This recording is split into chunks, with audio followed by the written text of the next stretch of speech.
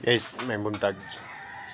Nga karon akong i-share ninyo ang atong short body nga mga timailhan sa ano ba, yung palatandaan na malapit na talagang mag-drop ng fry ang short body, guys.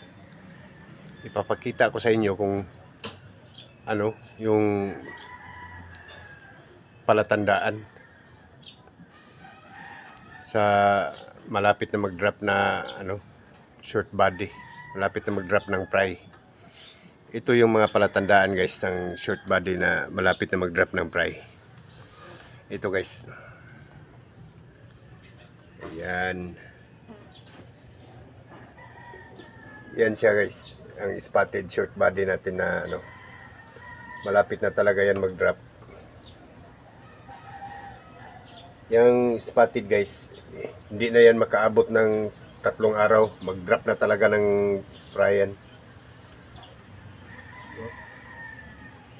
Parang hindi na marunong maglangoy.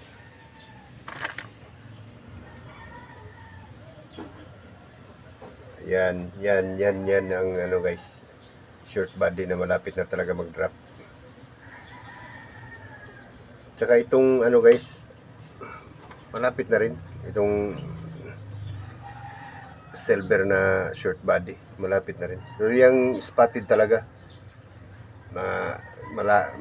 malayo ng 3 araw niyan, mag-drop na yan ng fry.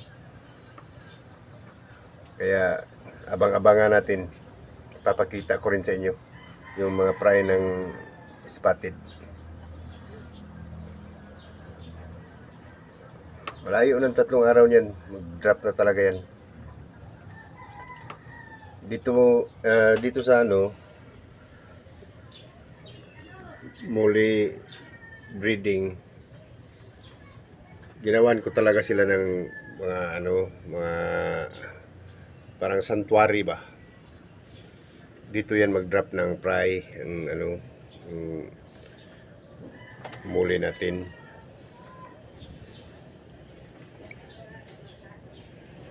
Napakaganda talaga ng short body, guys, oh. Malayo na talaga ang 3 days niyan, mag-drop talaga yan. Sa mga gustong matuto mag-alaga ng muli, i-subscribe nyo lang ako, guys, kasi marami akong tutorial para sa ano, mga muli natin. Ito nga pala yung ano natin, guys, muli house.